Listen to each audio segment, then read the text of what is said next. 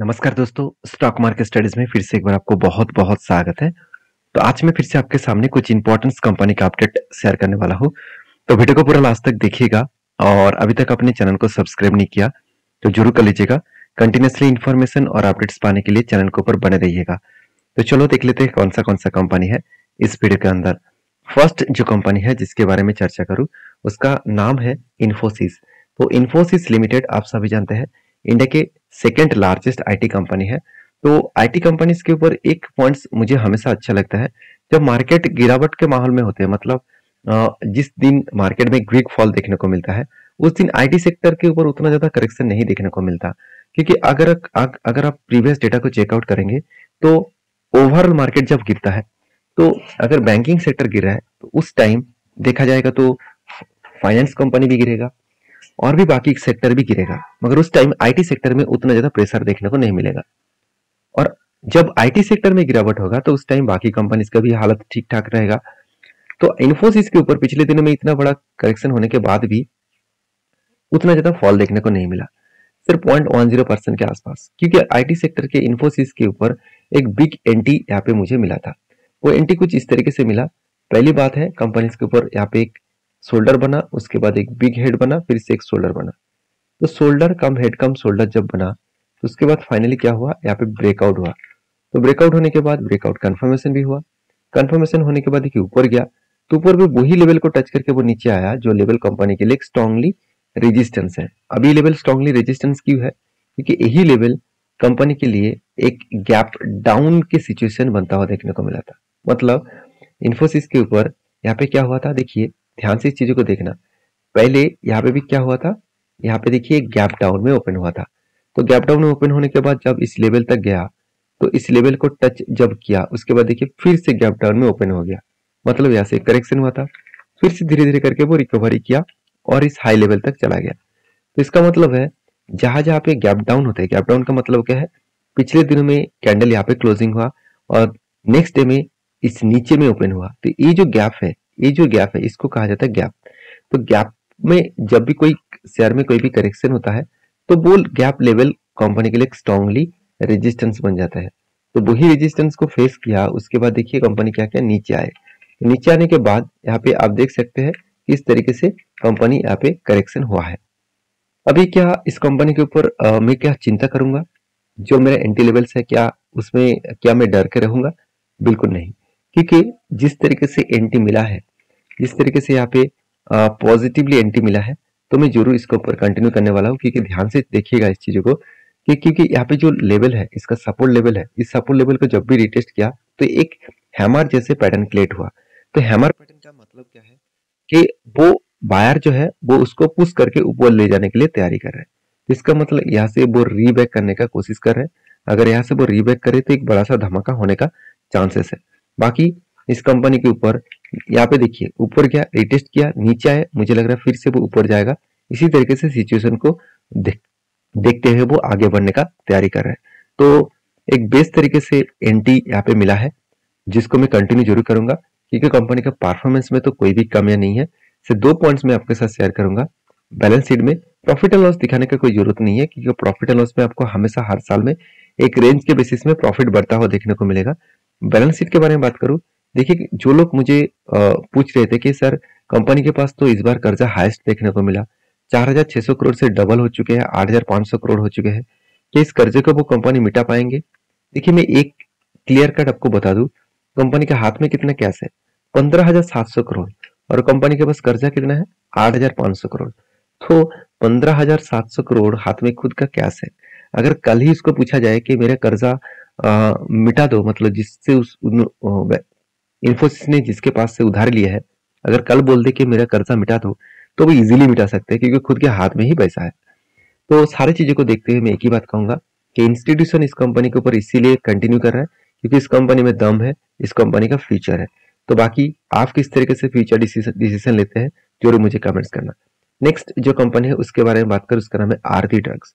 देखिए आरती ड्रग्स के बारे में बात करूं, एक चीज को नोटिस करना कि आज इस कंपनी के जो आरती ड्रग्स है, इस कंपनी के जो प्रोडक्ट है वो प्रोडक्ट एक्चुअली फार्मास्यूटिकल के साथ साथ, फार्मास्यूटिकल इंग्रेडिएंट के साथ साथ कंपनी देखा जाए तो उसके साथ साथ स्पेशलिटी केमिकल्स के ऊपर भी कंपनी काम करता है। तो फार्मास्यूटिकल के साथ साथ स्पेशलिटी केमिकल्स के ऊपर भी कंपनी काम कर रहा है, और इस दोनों प्रोडक्ट के कारण कंपनी के ऊपर क्या हो रहा है, कंपनी के ऊपर एक प्रेशराइज अभी बनता हुआ देखने को मिला है। क्योंकि फार्मास्यूटिकल प्रोडक्ट तो ठीक है, स्पेशलिटी केमिकल के ऊपर जो मार्केट में डिमांड है वो कम हो चुके हैं, और डिमांड कम होने के कारण शेयर में बिग प्रेशराइज होता हुआ देखने को मिले। अभी क्वार्टर रिजल्ट देखकर ही आपको पता चल जाएगा। देखिए सेल्स में थोड़ा सा कमी आपको देखने को मिला है। तो यहाँ पे देख सकते हैं कंपनी का जो नेट प्रॉफिट है वो किस तरीके से कम हुआ है। 60 करोड़ के आसपास था, 65 करोड़ के आसपास था, वो धीरे धीरे करके कम होते होते आज 32 करोड़ के आसपास बन चुके हैं। मान लेता हूँ कंपनी का पिछले सालों का जो सेल्स था, प्रॉफिट था, उससे आसपास ही है। फिर भी देखिए हमेशा प्रॉफिटेबिलिटी ग्रोथ होना चाहिए, कभी भी प्रॉफिटेबिलिटी रुकना नहीं चाहिए। अगर कंपनी का प्रॉफिट का ग्रोथ ही नहीं हो रहा है तो उस कंपनी में एक सिचुएशन बनेगा रुक जाने का। तो यहाँ पे इसी कारण के वजह से मैं थोड़ा सा कंपनी के ऊपर जो मेरा जो ट्रेड बना था, वो ट्रेड एक्चुअली ट्रेड नहीं बना, ट्रेड बनने के लिए जो मैं इंतजार कर रहा था, मुझे लग रहा है और भी थोड़ा सा इंतजार करना पड़ेगा। क्योंकि यहाँ पे बिग कप तो बना था मगर उसके बाद एक हैंडल पैटर्न अभी तक नहीं बना। तो कप विथ हैंडल पैटर्न ना बनने के कारण मुझे इस कंपनी के ऊपर कोई भी अभी ट्रेड नहीं लिया, मतलब कोई भी ट्रेड यहाँ पे मुझे नहीं देखने को मिला। और जिस तरीके से यहाँ पे डाउन साइड में ट्रेड देखने को मिला है, मुझे लग रहा है देखिए यहाँ पे क्या बना, यहाँ पे स्ट्रांगली क्या हुआ, यहाँ पे डाउन साइड के जो ट्रेड बना आप देख सकते हैं, स्ट्रांगली एक रेजिस्टेंस बनने के बाद वो नीचे आ रहा है। इसका मतलब जो फॉलिंग सिचुएशन अभी देखने को मिला है, मुझे लग रहा है कि 336 जो इसका सपोर्ट लेवल है, इस लेवल तक आने का कोशिश करेंगे। क्योंकि कंपनी का अभी भी फाइनेंशियल डेटा ठीक नहीं है और सेक्टर का भी अभी हालत उतना अच्छा नहीं है, तो इसका मतलब करेक्शन होने का चांसेस बहुत ज्यादा होगा। तो बाकी इस कंपनी के ऊपर आपके क्या डिसीजन है, आपके क्या राय है, जरूर मुझे कमेंट्स करके बताना। क्योंकि कंपनी के ऊपर एक चीज को नोटिस करना कि यहाँ पे जो आरती ड्रग्स है, इस ड्रग्स के जो कंपनीज है, इस कंपनी के ऊपर परफॉर्मेंस जो है वो आपको थोड़ा सा एक ही रेंज के अंदर देखने को मिलेगा। मगर कंपनी की जो बैलेंस शीट है वहां पे आपको कुछ चेंजेस दिखेगा। जैसे कर्जा जो था वो डबल हो चुके हैं, 250 करोड़ से 500 करोड़, और रिजर्व भी अलग लेवल में ग्रोथ हुआ, 10 टाइम्स ग्रोथ हो चुका है रिजर्व का। हाँ, लोग मुझे ये पूछ रहा था कि कंपनी का जो कर्जा है कैसा उस कर्जे को वो मिटा सकते हैं।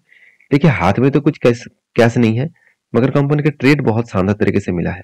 अगर उसको कल जाकर कर्जा मिटाने के लिए बोला गए 500 करोड़ का, तो उसको रिजर्व बेचना पड़ेगा, नहीं तो उसको फिक्स एसेट को बेचना पड़ेगा। तो अभी ऐसे नौबत नहीं आया कि कंपनी सारी चीजों को बेचकर काम करे। तो फिलहाल के लिए मैं यही कहूंगा कि संभल कर काम करिएगा, क्योंकि अभी भी कोई मौका नहीं है इस कंपनी के ऊपर कोई फ्रेश एंटी बनने का। तो जब कोई एंटी में खुद लेने वाला हो तब मैं आपके साथ भी शेयर करूंगा। तो नेक्स्ट जो कंपनी है उसके बारे में चर्चा करूँ, उसका नाम है रिलायंस इंडस्ट्रीज लिमिटेड। तो इस कंपनी के बारे में ज्यादा कुछ कहने का जरूरत नहीं है, क्योंकि रिलायंस इंडिया की सबसे बड़ी कंपनी है। इसका मार्केट कैप करीबन 20 लाख करोड़ के आसपास है, 20 लाख करोड़ के ऊपर भी चला गया था। कुछ दिनों से मार्केट में करेक्शन होने के कारण, क्योंकि इसका प्राइस देखिए 3000 से 2800 के आसपास आ चुके हैं, तो शेयर प्राइस का करेक्शन होने के कारण ही मार्केट कैप कम हो जाते हैं।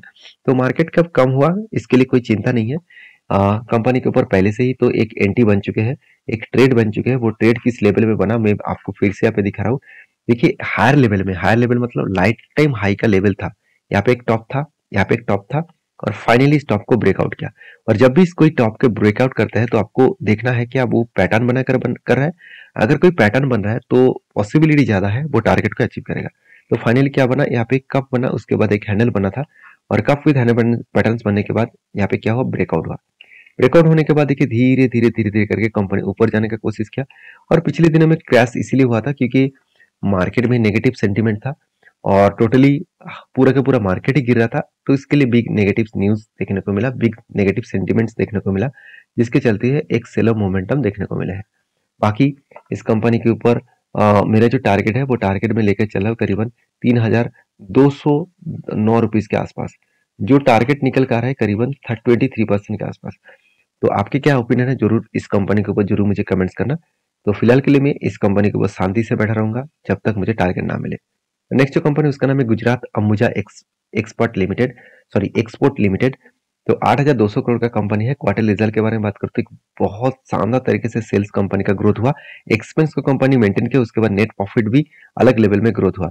अभी देखिए कि इस कंपनी के ऊपर अगर मैं बैलेंस शीट के बारे में बात करूं तो कंपनी के जो फिक्स एसेट है वो भी देखिए अलग लेवल में ग्रोथ होता देखने को मिले।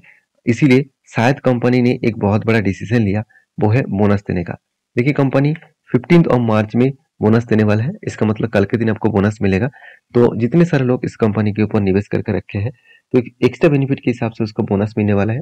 तो बोनस के चक्कर में डायरेक्टली किसी कंपनी के ऊपर निवेश मत करिएगा। मैं बार-बार आपको बोलता हूँ, सारी चीज़ों को स्टडी करके काम करिए। मेरा काम था कौन सा कंपनी के ऊपर बोनस आ रहा है, स्प्लिट आ रहा है, उसका जानकारी आपके साथ शेयर करना। आपका काम है वो सारी चीज़ों को वेरीफाई करके उसके ऊपर खुद के ओपिनियन के हिसाब से काम करना। तो मिलते हैं नेक्स्ट वीडियो में, तब तक के लिए धन्यवाद।